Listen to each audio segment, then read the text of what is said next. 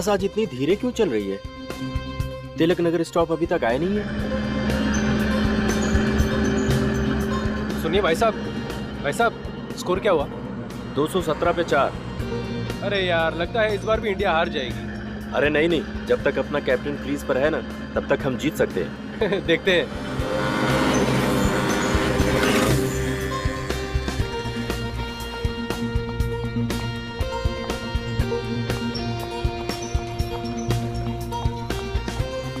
हाय।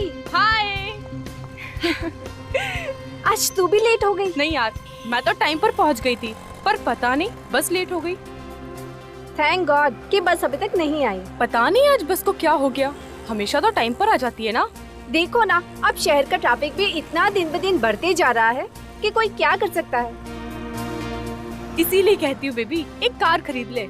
ये रोज रोज का ना बस का झंझट ही खत्म हो जाएगा। ना बाबा ना, अपने घर की EMI चुकाते चुकाते मेरी आधी सैलरी खत्म हो जाती। कार खरीद ली तो मेरी कमर ही टूट जाएगी। तो अपने बॉस को क्यों नहीं बोलती सैलरी बढ़ाने के लिए?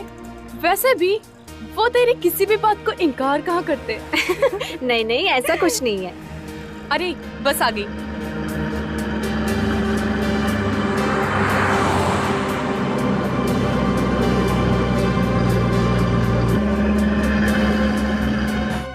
अरे बस वहाँ क्यों रुक गई?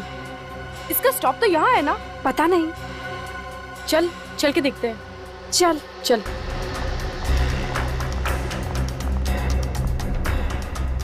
दरवाजा खोलो। अरे भैया, दरवाजा खोलो। कोई खोल ही नहीं रहा।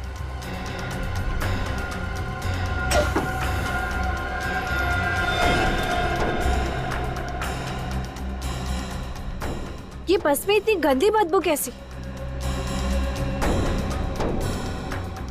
सबके सब सो रहे हैं क्या? चक्कर क्या है, कुछ समझ में नहीं आ रहा। उदय,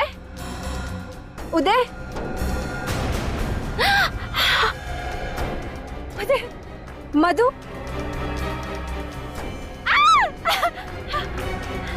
ओह गॉड, ये सब लोग तो मर चुके हैं।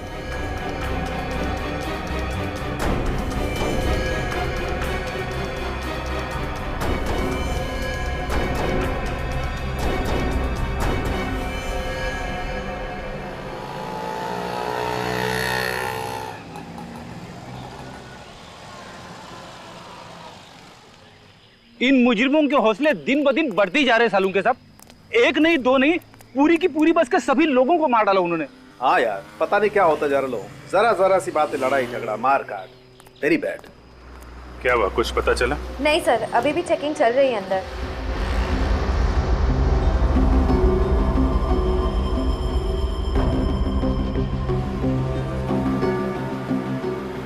सर, 2 लड़कियां बची लेकिन बेहोश हैं।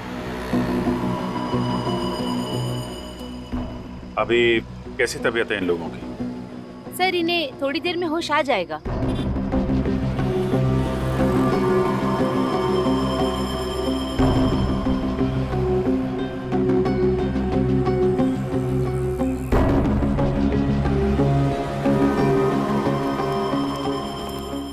क्या पता चला? अंदर रेडिएशन है क्या? नहीं, किसी तरह के रेडिएशन नहीं है। मैंने अच्छी तरह से चेक किया। इसका मतलब हम लोग अंदर जा सकते हैं? जी जा सकते हैं आप। Thank you.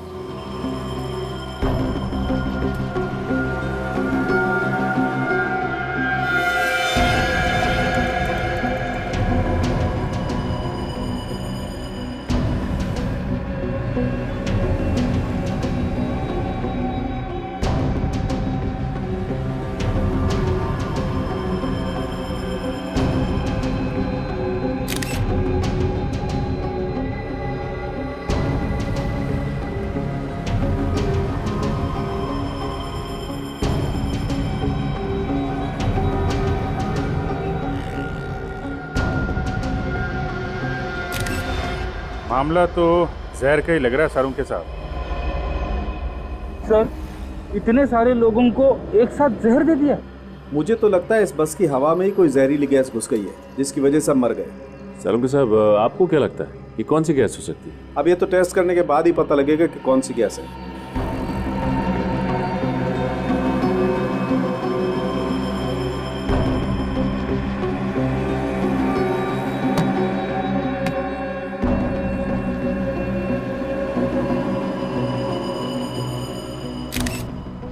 सारुके साहब। हाँ अभिजीत, जरा ये देखिए, ये ग्रीन कलर का ये सब्सटेंस है, यही तो जहरीला केमिकल नहीं हो सकता है अभिजीत। ऑफिसर्स, दोनों लड़कियों में से एक लड़की को होश आ चुका है। फ्रेडी, सचिन, तुम लोग पूरी बस को अच्छी तरीके से चेक करो, देखो वो जहरीला केमिकल कहां से आया, चेक करो। श्रेया, सर। बात कर सकते हैं उनसे? जी, उनसे बात हो सकती है। अभी कैसी तबीयत है आपकी? मैं ठीक हूँ सर, मगर ये सब हुआ कैसे? ये तो आप ही बताइए। अच्छा, ये जब बस रुकी तो आप में से बस में से किसी को उतरते या किसी आदमी को बस में चढ़ते हुए देखा क्या? नहीं सर, ना तो कोई उतरा ना ही कोई चढ़ा। जब मैंने बस का दरवाजा खोला तो देखा कि वहाँ पर बहुत सारी लाशें पड़ी हुई थी, पूरा का पूरा शमशान बना हुआ था सर। और सर उसके बाद हम लोग बेहोश हो गए थे।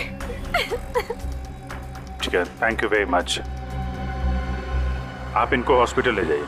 जी।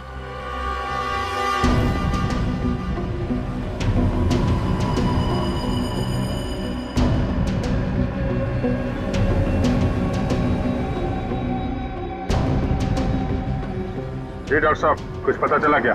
हाँ अभिजीत, ये देखो, जहर ने चमड़ी पर अपना असर दिखाना शुरू कर दिया है। सबकी चमड़ी पर हरे हरे दाग आना शुरू हो गए, देखो।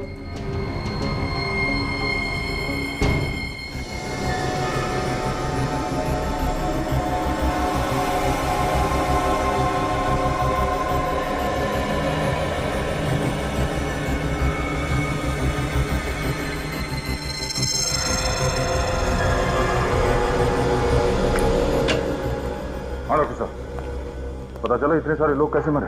हाँ दे, मैंने टेस्ट कर लिया। ये जो जगह जगह से चमड़ी हरी हो गई है ना, ये लैकोस सैंडाइल नाम की जहरीली गैस की वजह से हुई है। उस गैस की वजह से मौत हुई है इन लोगों की। लेस्कॉट सैंडाइल, ये किस तरह की गैस है? बहुत ही खतरनाक और कम पाई जाने वाली गैस है। एक ऐसा बायोकेमिकल एजेंट जो आसानी से किसी के हाथ नहीं लग सकता। आसानी से नहीं मिलता, इसका मतलब है शहर में ऐसे बहुत कम लेबोरेटरीज हैं जहाँ पे इस तरह के केमिकल्स मिलते होंगे। सिर्फ 4-5 लेबोरेटरीज ऐसी होंगी, उनकी लिस्ट में तुम्हें दे दूंगा। थैंक यू डॉक्टर साहब। एक बात और, वैसे तो ये गैस हवा से भारी होती है, इसलिए बहुत धीरे धीरे फैलती है, लेकिन अगर इसे किसी तेज हवा के जरिए फैलाया जाए, जैसे कि पंखा या एसी, तो ये बहुत कम समय में बहुत ज्यादा खतरनाक हो सकती है। पंखा या एसी? बस भी तो एसी बस थी। एग्जैक्टली थे, और आतंकवादी ये बात जानते थे, इसीलिए उन्होंने एसी बस चुनी, जिससे इन बेचारों को बचने का मौका ही नहीं मिला। और एक बात, अगर ये गैस किसी भी तरह इंसान के शरीर में चली जाए तो 7 से 10 मिनट के अंदर उसकी मौत तो निश्चित है। सर, जिसने भी ये किया है बहुत ही बड़ी प्लानिंग, बहुत ही बड़े मकसद के साथ किया है। एक बार ये पता चल जाए कि ये केमिकल आया कहां से, किस लेबोरेटरी से, तो मकसद भी पता चल जाएगा।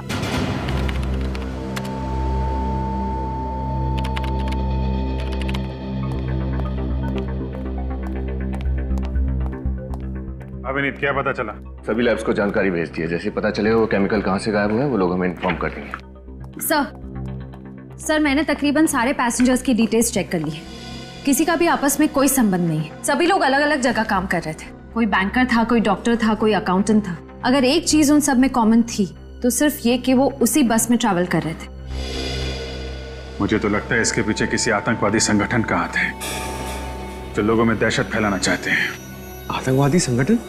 सर, बॉम्ब ब्लास्ट के बाद ये कौन सा नया तरीका अपना लिया इन लोगों ने? अभी तो सिर्फ बस में हुआ है, कल को शहर में कहीं भी हो सकता है, किसी भी भीड़ भाड़ वाले इलाके में। सर, डॉक्टर सालुंके कह रहे थे कि वो केमिकल हवा से फैलता है। हो सकता है वो केमिकल बस के एसी के जरिए फैलाया हो सकता है, और ये भी हो सकता है कि उसने किसी बैग के अंदर वो चीज रखी हो। हाँ सर, और वो बैग बस में रख के अगले स्टॉप पे उतर गया होगा। वो बस के टिकट की मशीन लेके आओ, देखो कितने लोग चढ़े थे बस के अंदर। सर ये भी तो हो सकता है कि वो आतंकवादी सुसाइड स्क्वाड का हो और पैसेंजर्स के साथ वो खुद भी मर गया हो सकता है। बस के अंदर जितने लोग मरे थे सबकी बॉडी की शिनाख्त हो गई? नहीं सर, अब भी कुछ बाकी है। सर, कुल मिला के 35 लोग चढ़े थे बस में। 35 लोग, और हमें लाशें मिली हैं 22 लोगों की। मतलब 13 लोग बस से नीचे उतरे हैं। और सर, जहां से बस शुरू हुई थी वहां से लेकर तिलक नगर जहां बस मिली, टोटल 5 बस स्टॉप्स हैं। तो इन 13 लोगों के बारे में पता लगाते हैं। उन 5 बस स्टॉप में उतरे थे। बस को अच्छे तरीके से चेक करना होगा, और बस के अंदर जो बैग मिले थे उनको भी छान मारते हैं।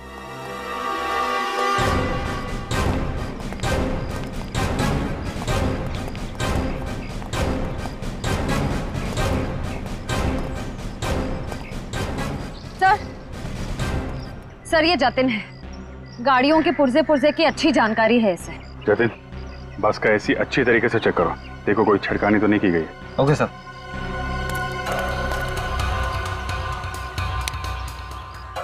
एसी का वेंटिलेशन चेक करो, देखो कहीं हरा रंग दिखता है क्या।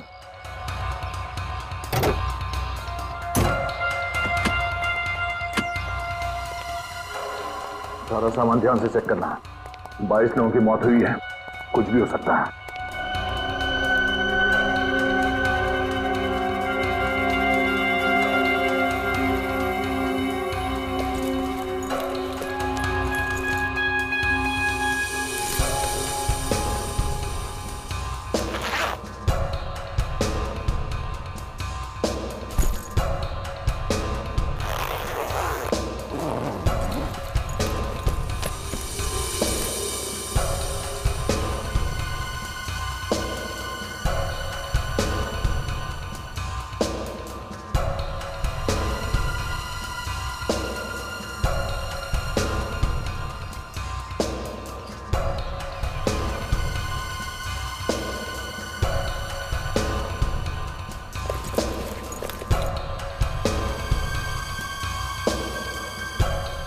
एक मिनट,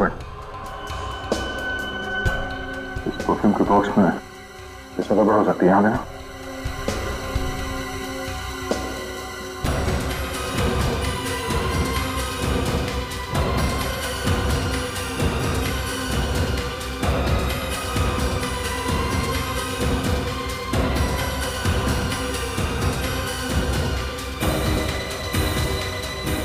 नहीं, ये बोर्ड तो एकदम भरी हुई है, इसमें केमिकल नहीं हो सकता।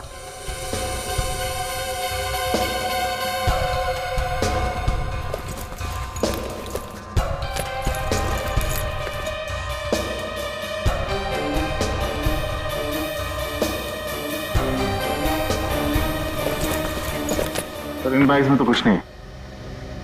सर, इधर भी कुछ भी नहीं मिला। नहीं सर, कुछ भी नहीं है।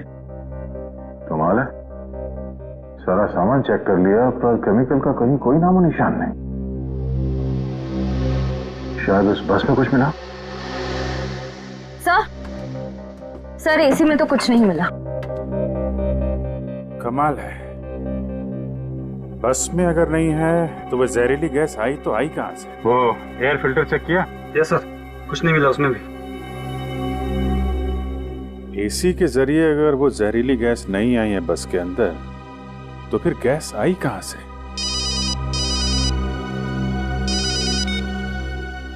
हाँ दया, हाँ कुछ मिला उस बस में?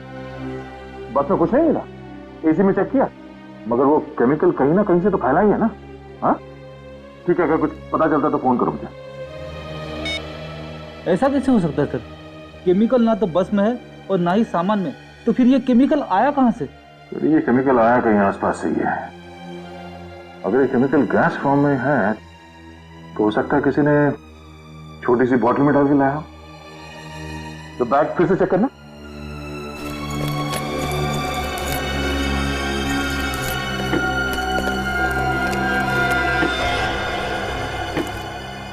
सर, इस बैग के अंदर कुछ है। एक मिनट छोड़ो।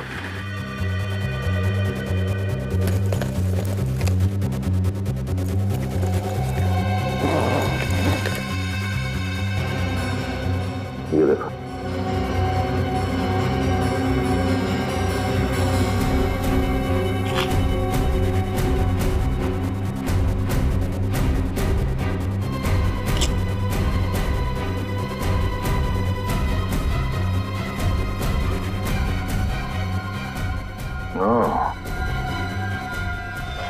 ये है वो बॉटल जिसमें केमिकल रखा गया था।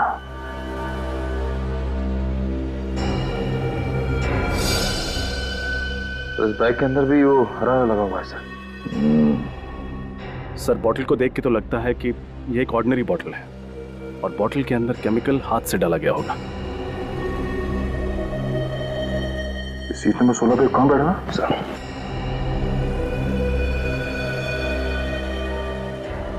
सर सीट नंबर 16 पे वो राजेश है सर। राजेश? तो राजेश आतंकवादी है? नहीं नहीं, ऐसा नहीं हो सकता।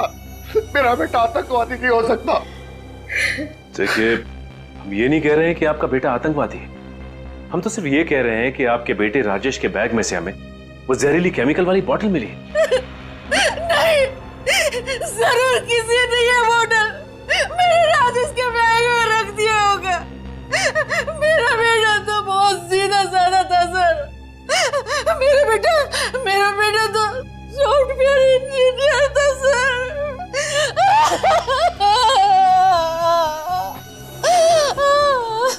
सर विश्वास कीजिए, वो ऐसा नहीं हो सकता। मेरा बेटा ऐसा नहीं कर सकता। सर अंदर कुछ नहीं मिला। देखा सर, देखा, अब तो विश्वास हुआ ना कि हम लोग शरीफ लोग हैं। एक तो बेटी की मौत ने हमें आधा कर दी, रही सही कसर इस इल्जाम ने। आप हमें गलत समझ रहे हैं। हम आप पे इल्जाम नहीं लगा रहे, हम तो सिर्फ पूछताछ कर रहे हैं। आप लोग एक बार भी नहीं सोचते ना कि आप लोगों की ये पूछताछ किसी का दिल दुखा सकती है? तुम कौन हो? मेघा, राजेश की मंगेतर। ऑफिसर, कुछ पता चला? राजेश और उसके दोस्तों की मौत का जिम्मेदार कौन है? क्या उस बस में राजेश के दोस्त भी थे? जी हाँ, उस बस में उसके 7 दोस्त थे जो उसी के ऑफिस में काम करते थे। कहीं ये सारा किया धरा ऑफिस में किसी दुश्मनी को लेकर तो नहीं? पर सर, अगर राजेश के ऑफिस में ऐसी कोई प्रॉब्लम होती तो वो मुझे बताते, जरूर बताते मुझे।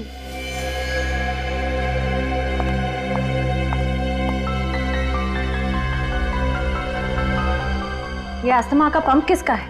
राजेश का। क्या राजेश को अस्थमा था? हाँ सर, बहुत सीरियस अस्थमा था। अच्छा, ये अस्थमा के मरीज तो इस तरह का पंप हमेशा अपने पास रखते हैं ना? जी। लेकिन सर, हमें राजेश के बैग में या उसकी जेब में कोई अस्थमा का पंप नहीं मिला था। ये कैसे हो सकता है सर? मेरा बेटा राजेश बिना अस्थमा पंप के घर से बाहर ही नहीं जाते थे। ये तो एक्स्ट्रा है, इमरजेंसी के लिए घर में रखा है। कहीं ऐसा तो नहीं कि वो बैग राजेश का था ही नहीं, बल्कि बदल दिया गया था?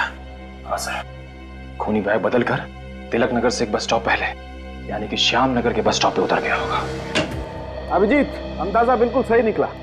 वो जहरीला केमिकल इस बोतल से ही छोड़ा गया है। सर, इस छोटी सी बोतल में 22 लोगों को मारने की क्षमता है।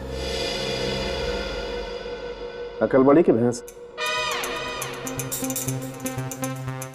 अबे कौन सी सोच में डूब गया? भैंस बड़ी होती है ना।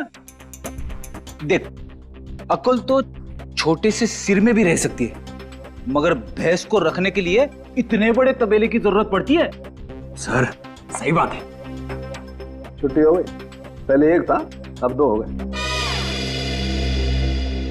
सर ये काम कैसे करता है? देखो, ये बटन एक तार के जरिए इस बैटरी से जुड़ा हुआ है। जैसे ये बटन दबाया, ये तार गर्म होने लगा। इतना गर्म हो गया कि बाद में ये डिस्कनेक्ट हो गया, टूट गया। और जब ये जलने लगा तो धीरे धीरे इसके अंदर की गैस बाहर निकली और उसने तबाही मचा दी। ये बटन दबने और गैस निकलने के बीच कितना टाइम लगता है डॉक्टर साहब? 60 से 90 सेकेंड। मतलब राजेश के पास 90 सेकंड थे बटन दबा के भागने के लिए। सर फिर तो ये राजेश तिलक नगर से एक स्टैंड पहले उतर सकता था, फिर भी ये बस में क्यों बैठा रहा?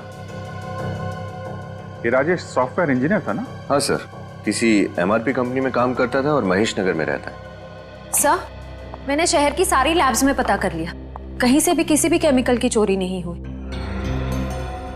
कहीं से भी नहीं चुराया गया तो फिर वो खतरनाक केमिकल राजेश के बैग में आया कहां से?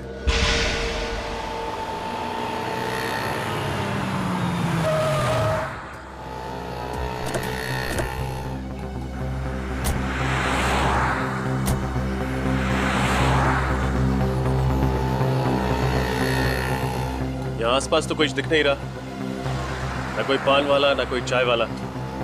पूछे तो किससे पूछे? सर वो सामने सड़क के उस पर वो पेपर वाला दिख रहा है, उससे चल के पूछे। चलो।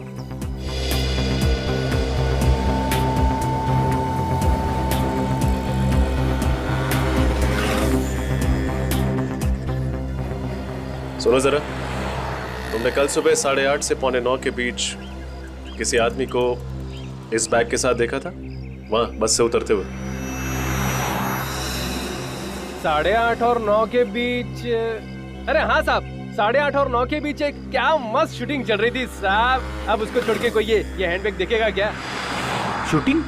कैसी शूटिंग? साहब वो सीरियल आ रहा है ना, क्या नाम है उसका, साजन सजनी। हाँ, साजन सजनी का प्यार, उसी की शूटिंग चल रही थी साहब। कहाँ हो रही थी ये शूटिंग? शूटिंग आइए ना साहब, दिखाता हूँ, आइए दिखाता हूँ। शूटिंग इधर चल रही थी साहब, इधर हीरो खड़ा था, इधर हीरोइन खड़ी थी। क्या मस्त डायलॉग बोल रही थी साहब, देख के तो मजा आ गया माँ कसम। हीरोइन यहाँ पे और हीरो यहाँ पे खड़ा था, और ये बस स्टॉप एग्जैक्टली इसके पीछे। अच्छा ये बताओ कि कैमरा कहाँ लगा हुआ है? क्या साहब, जब हीरो इधर खड़ा है, हीरोइन इधर खड़ी है, तो कैमरा तो इधर ही होगा ना साहब। कैमरा वहां पे, हीरो हीरोइन यहाँ, और ठीक पीछे बस स्टॉप। शायद बस से उतरने वाले यात्री उस कैमरे में देखे होंगे। हाँ, ये हो सकता है। ये शूटिंग कितनी देर तक चली थी? अरे साहब बात ये ना साहब, जो डायरेक्टर था बहुत खड़ूस था, हर बात पे काट काट काट, एक ही डायलॉग पूरे 2-2.5 घंटे। ठीक है, क्या नाम पता है सीरियल का? साहब लगता है आपको भी शूटिंग देखनी है। हाँ? अरे साहब इधर बगल वाली गली ना, उधर शूटिंग चल रही है, जाकर देख लो ना साहब। चलो। राहुल मैं तुमसे प्यार करती हूँ राहुल। तो छोड़ दो इस दुनिया को, कुर्बान कर दो इस जान को और आ जाओ मेरी बाहों। आई। कट कट कट, ये क्या कर रहे हो तुम दोनों? 18वां रीटेक था, अगर इसी शॉट में पूरा दिन निकल गया तो प्रोड्यूसर तो मेरा बैंड बजा देगा। सॉरी सर, लेकिन सुचिता का वजन इतना ज्यादा है कि मेरा बैलेंस बिगड़ जाता है। मेरे वजन को दोष मत दो, अगर जिम में तुमने ज्यादा मेहनत की होती ना तो आज ये नौबत नहीं आती। डायरेक्टर साहब, हमें आपसे कुछ बात करनी है। लो, अब इनको भी मुझसे बात करनी है, बताइए क्या बात करनी है? हम लोग CID से। आप लोग CID से हैं? लेकिन सर मेरे पास यहाँ शूट करने की परमिशन है। ये देखिए सर, ये लेटर है। इसकी जरूरत नहीं है, हमारे यहाँ आने की वजह कुछ और ही है। वो क्या सर? आप लोग कल सुबह श्यामनगर बस स्टॉप पर शूटिंग कर रहे थे? जी हाँ, उसके सामने वाली सड़क पर। तब तो आपको पता चल ही गया होगा कि कल वहां से गुजरने वाली एक बस में 22 लोगों की मौत हो गई। जी मैंने अखबार में पढ़ा था, काफी बुरा हुआ। हम आपकी शूटिंग की फुटेज देखना चाहते हैं, शायद आपकी शूटिंग की फुटेज में वो बस भी दिखी। जी हाँ जरूर, अगर हम किसी तरह कानून की कुछ मदद कर सकें तो इससे ज्यादा गर्व की बात और हमारे लिए क्या हो सकती है। आइए प्लीज।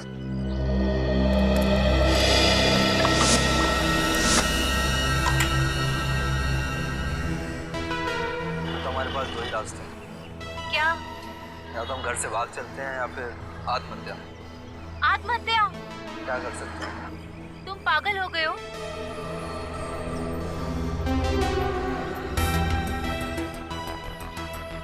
एक सेकंड, पॉज करो। बस वही है सर, CR ट्रेवल्स की। अब इसके आगे प्ले करो।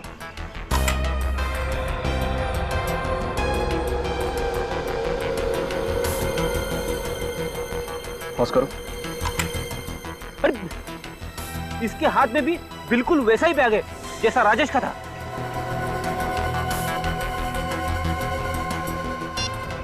इसकी फोटो हर अखबार, हर न्यूज चैनल में दे देता है, कोई तो पहचानेगा इसे। आगे प्ले करो।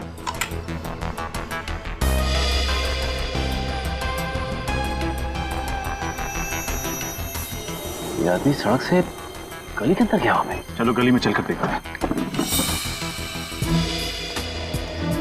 इसी गली में घुसा था ना वो आदमी? हाँ, गली तो यही है। अरे लेकिन ये गली तो वहां जाके खत्म हो जाती है, डेड एंड है वहां पे। हो सकता है वो इन्हीं में से किसी बिल्डिंग में रहता हो या यहाँ आया हो।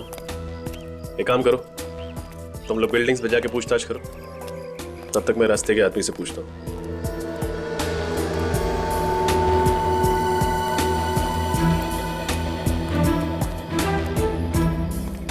अरे भाई, तुम रोज अपना ठेला यहीं लगाते हो? हाँ साहब, हम सवेरे 7 से रात के 9 बजे तक यहीं ठेला लगाते हैं। तब तो तुमने कल सुबह जरूर एक आदमी को इस गली में घुसते हुए देखा हो। उसके हाथ में एक मैग था।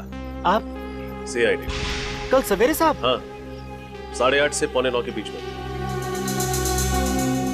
नहीं साहब, हमने नहीं देखा। सर, बिल्डिंग के सारे वॉचमैन से पूछताछ की सर। उनका कहना है कि उन्होंने किसी बैग वाले आदमी को नहीं देखा है और ना ही ऐसा कोई आदमी बिल्डिंग में रहता है। कमाल है, आगे रास्ता बंद, किसी बिल्डिंग में गया भी नहीं, तो फिर वो इस गली में घुसा क्यों? सर कहीं ऐसा तो नहीं कि वो आदमी यहाँ पे सिर्फ बैग छुपाने के लिए आया था? बैग छुपाने? हाँ सर, जैसे ही वो बस से उतरा उसने सोचा होगा कि बैग को कहीं छुपा देता हूँ ताकि किसी को शक ना हो उसके ऊपर।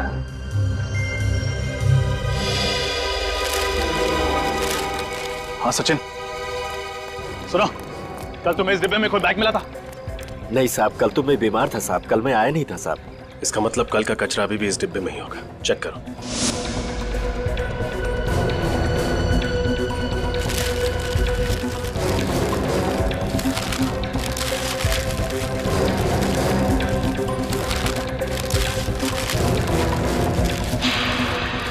मिल गया सर। ये रहा बैग। संभल के, अंदर कुछ भी हो सकता है।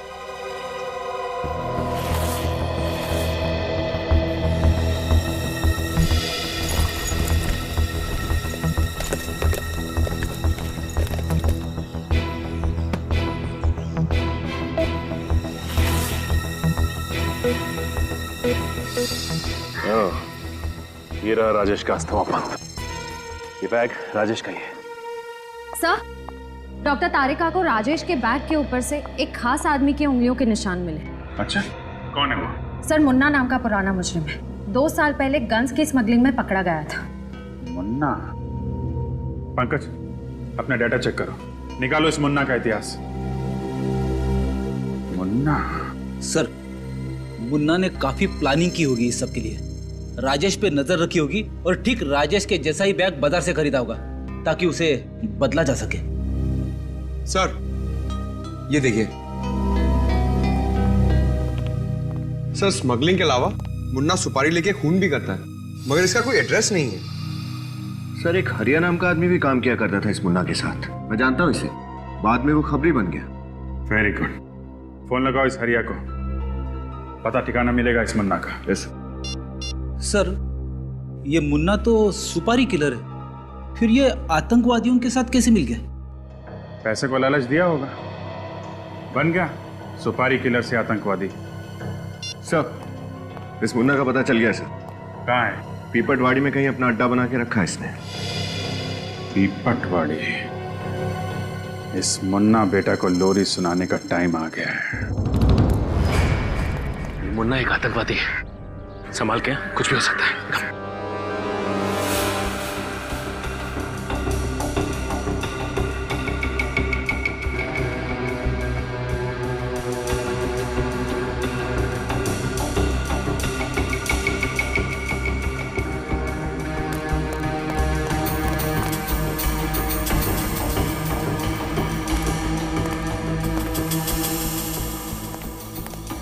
कोई नहीं है सर।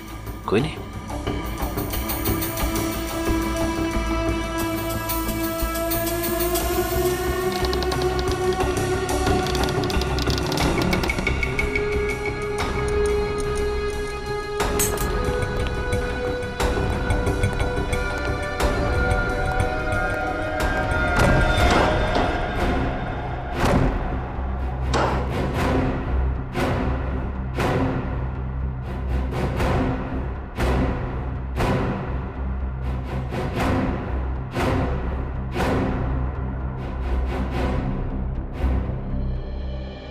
सर ये मुन्ना तो 9-11 हो गया।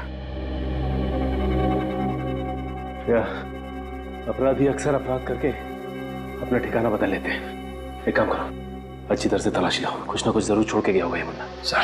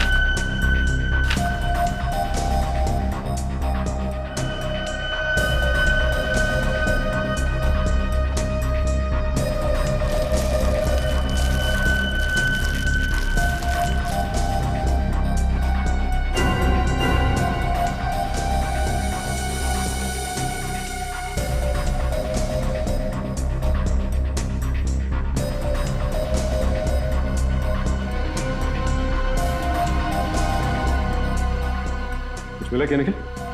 सर इस नोटपैड पे कुछ लिखा गया था पर कुछ दिख नहीं रहा है साहब। उठाओ इसे, देखो कुछ काम का है क्या? सर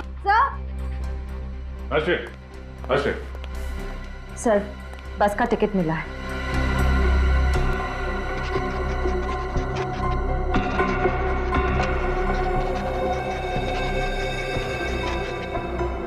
एक बात तो पक्की हो गई कि वो बैग उस बस में मुन्ना नहीं रखा था, उसी बस की टिकट है और टाइम और डेट भी मैच कर रहे हैं। लेकिन ये क्या, मुन्ना ने बस एनडी नगर से पकड़ी थी, पीपलवाड़ी से नहीं। पर सर मुन्ना को एनडी नगर बस स्टॉप जाने की क्या जरूरत पड़ गई? उसके लिए तो पीपलवाड़ी का बस स्टॉप ज्यादा नजदीक पड़ता। वो इसलिए क्योंकि शायद मुन्ना एनडी नगर में किसी से मिलने गया था। इस नोटपैड से एनडी नगर के घर का एड्रेस मिला है सर। एनडी नगर, हमारी अगली मंजिल एनडी नगर का ये घर है। हो सकता है मुन्ना का ये नया ठिकाना। सर दरवाजा खुला है, लगता है मुन्ना अंदर ही है, संभाल के।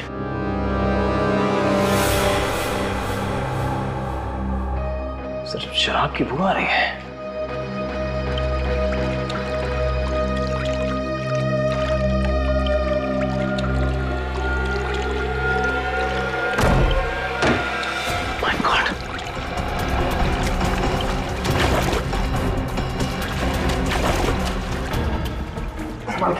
लगता है ज्यादा शराब पी के बाथटब में बेहोश हो गया।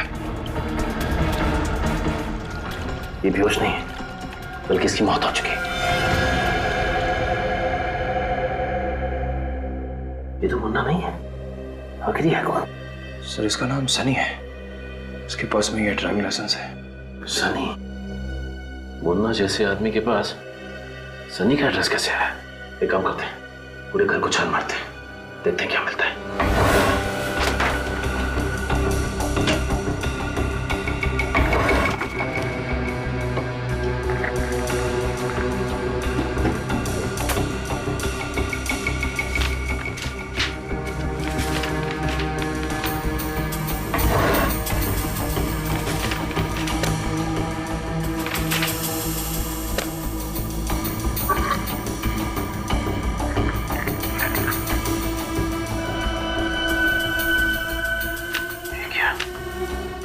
रणविजय, ये भी तो उस बस में था, इसकी भी तो मौत हो चुकी है। सर फोटो देख के तो लगता है कि ये सनी और रणविजय एक दूसरे को जानते थे और लगता है गहरे दोस्त भी थे।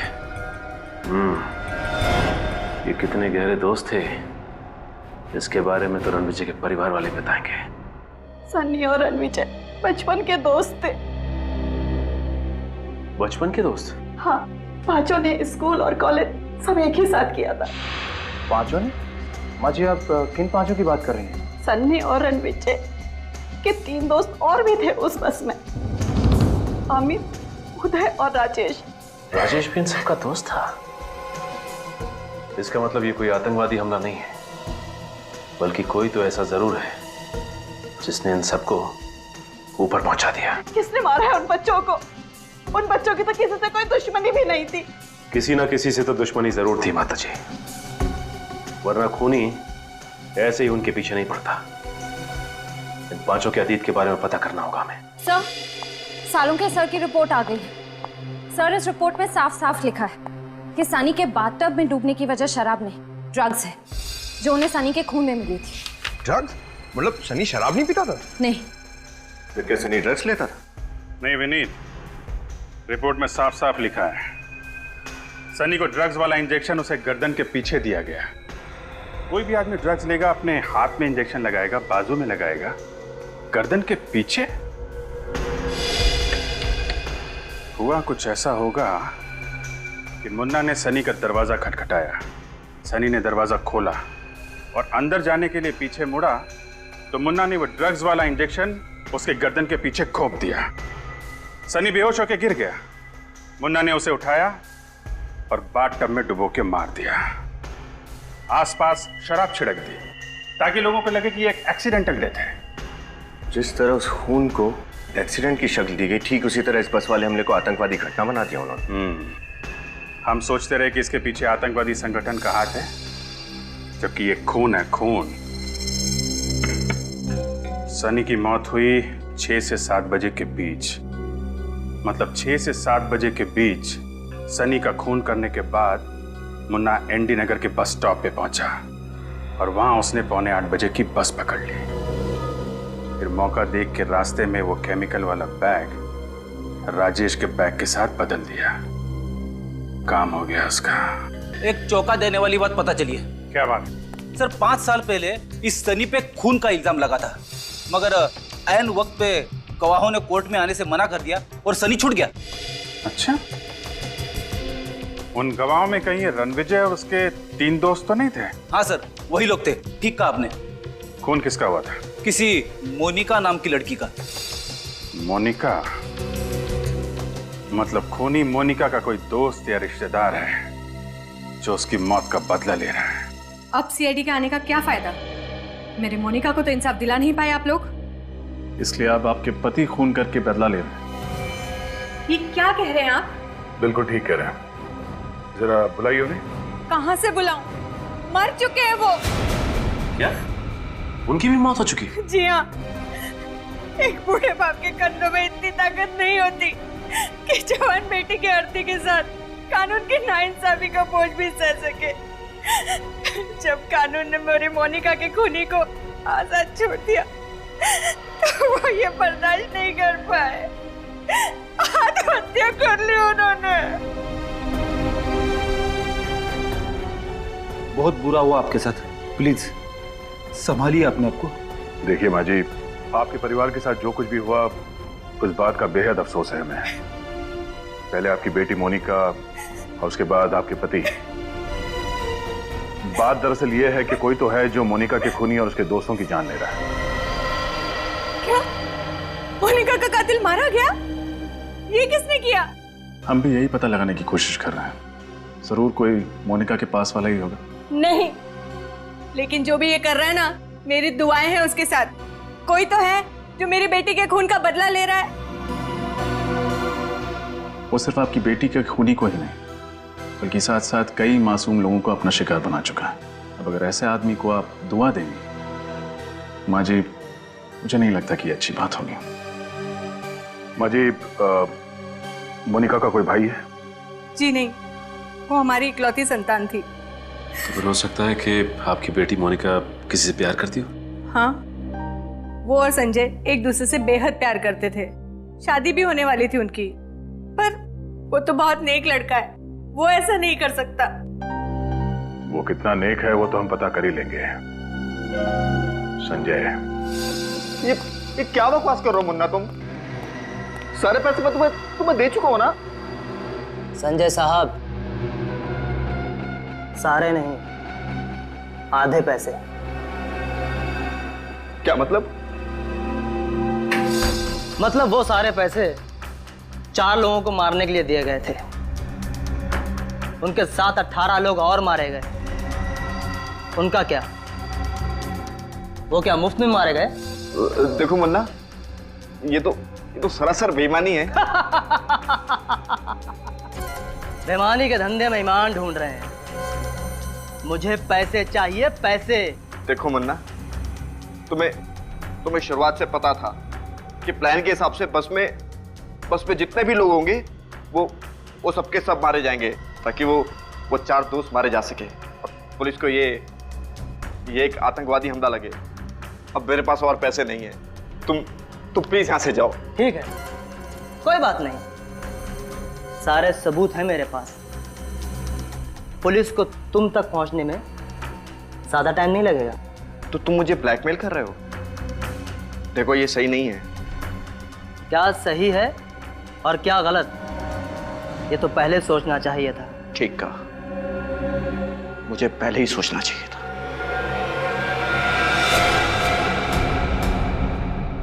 ये क्या कर रहे संजय? मुझे मत मारना। ना ना ना ना मुन्ना ना, अदुपर मुझे मत। जो आदमी 22 लोगों को मरवा सकता है वो क्या तुझे नहीं मार सकता? संजय, मुझे मत मारना।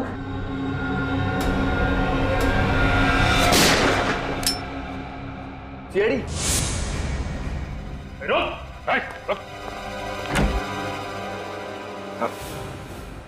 मैंने कुछ नहीं किया सर, ये सब इस गुंडे मुन्ना ने किया है। बताइए, बस में बैठे लोगों को मार दिया इसने। हमें पता है तुमने ही किया ये सब। मोनिका के खून का बदला लेना चाहते थे ना तुम? नहीं सर। नहीं?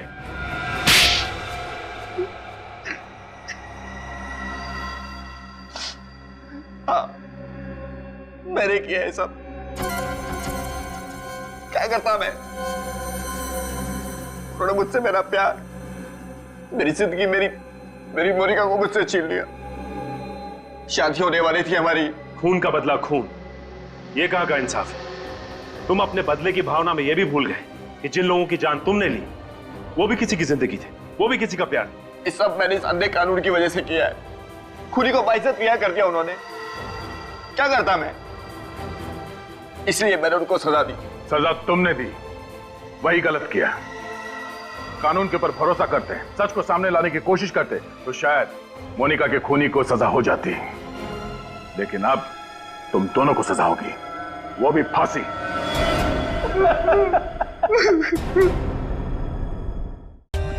For more updates, subscribe to our channel, click the show links and enjoy watching the videos.